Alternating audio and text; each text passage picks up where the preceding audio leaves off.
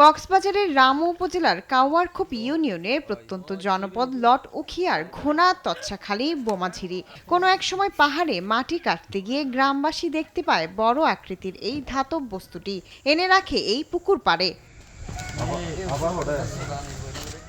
অনেক বছর ধরেই এই ধাতব বস্তুতে কাপড় ধোয়া থেকে শুরু করে লাকড়ি কাটার কাজ করেছে গ্রামবাসী। এতদিন পর জানা গেল এটি কোনো ধাতব বস্তু নয়, অবিস্ফোরিত ভয়ঙ্কর বোমা।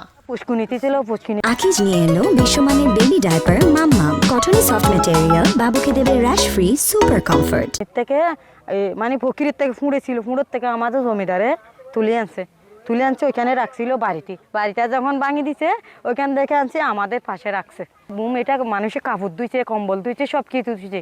ওইখানে একটা ফরফরি ছিল বুমোর, ফরফরিটা নষ্ট হয়ে গেছে জামারে, তখন এটা ওইখানে ছিল ফকির থেকে তুলে আনছে। পারাপতি অনেক ভয়ঙ্কর মধ্যে আছে, মানে কি বুম আছে মনে করে, মানে কি অনেকে ভয় পাইতেছে।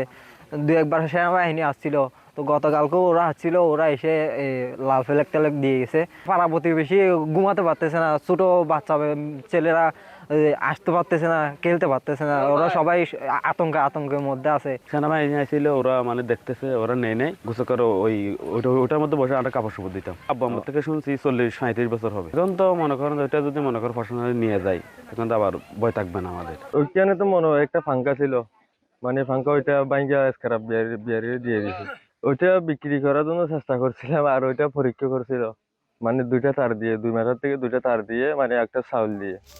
এটি দেখতে আসেন ইতিহাস গবেষক শিরূপন বড়ুয়া। ছবি তুলে সামাজিক মাধ্যমে দিলে শুরু হয় তোলপাড়।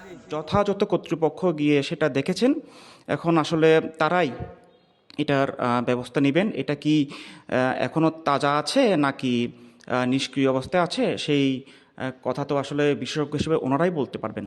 এরপর ঘটনাস্থলে ছুটে যায় পুলিশ।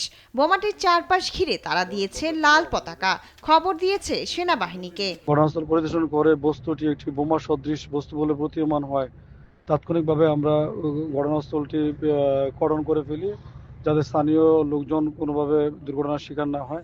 এতদিন বোমাতে কাপড় ধোয়ার কাজ করেছেন জেনে আতঙ্কিত গ্রামবাসী।